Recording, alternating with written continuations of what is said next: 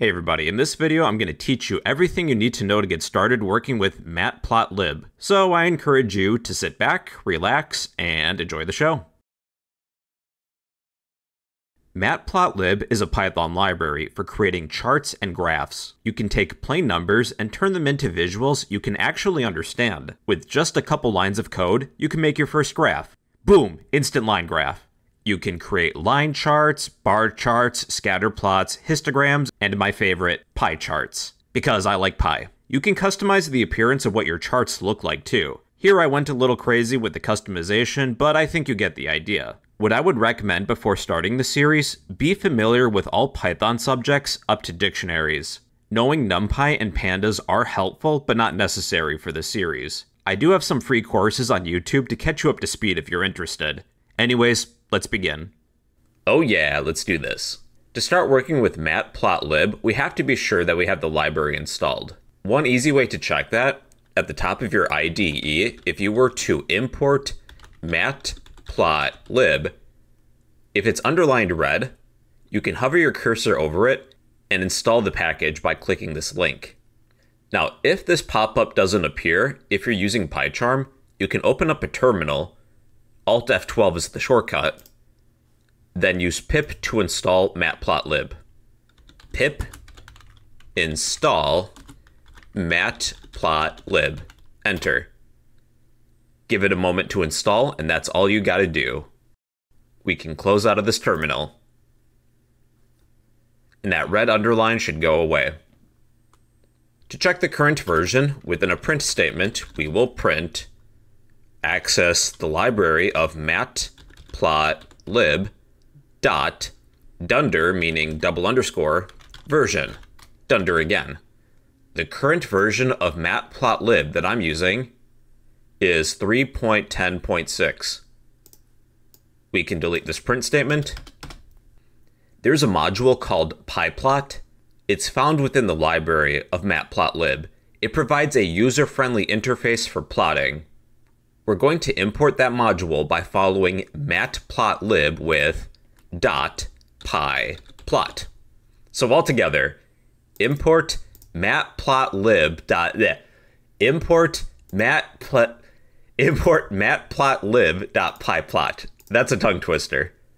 Just so we don't have to type this long name every time, we're going to give it an alias or nickname as PLT for short. So in order to access, here we go, matplotlib.pyplot, we're just going to give it a nickname of PLT. Here's how we can create a basic plot. We'll need a set of X and Y coordinates. We'll start with a basic Python list for the X coordinates.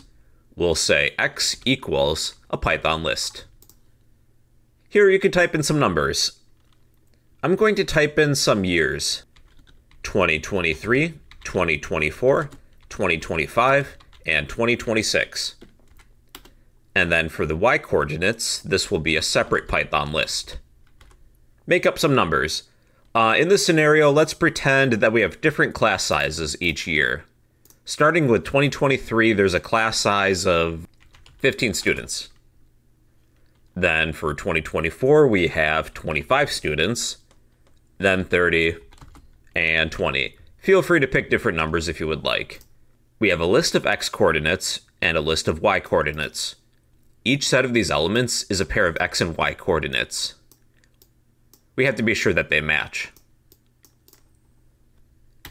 Now, to create a basic plot, we're going to access PLT dot call the plot function, and then pass in our coordinates, X, Y. The first argument is for the points on the X-axis. The second argument is for the coordinates on the Y-axis. Now, if I were to run this, nothing displays. You also need to call the show function of your plot. Here's how. When we would like to show our plot, we will access PLT, call the show function, in order to show our plot. Now, I'm using PyCharm. My plot appears on the right-hand side in a separate window, called Plots. Here's my X-axis with all of my years, but we'll have to do some customization in a future topic. Then here are all the y coordinates. For 2023, we have 15. 2024 is 25. 2025 is 30. And 2026 is 20. And you can change these coordinates too. I don't know, I'll set 30 to instead be 1,000. Let's see what this looks like. And we get a different plot. But I'll change that back. You can also close out of past versions of plots by hitting this X button next to each.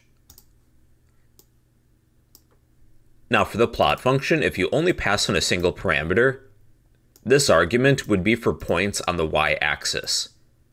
And here's what that would look like. The default behavior for plot is to start at 0 and place a point at each increment of 1. 1, 2, 3. But each of these ticks, they increment by 0.5 each. The points on the x-axis will be provided to you. But we'll pass in both x and y. Now, if you're familiar with NumPy, we could instead use NumPy arrays because they're faster than Python lists. To set that up, we will import NumPy as NP for short. We'll assign x to be a NumPy array, np.array function, and then pass in your Python list. Then do the same thing with y, np.array, pass in your Python list. And that's all you have to do. NumPy arrays are faster than Python lists and give you more functionality. Your homework is in the comments section. Either post 2 lists or 2 NumPy arrays. Try and think of something creative if you can. Alright everybody, and that is an introduction to creating basic plots in Matplotlib.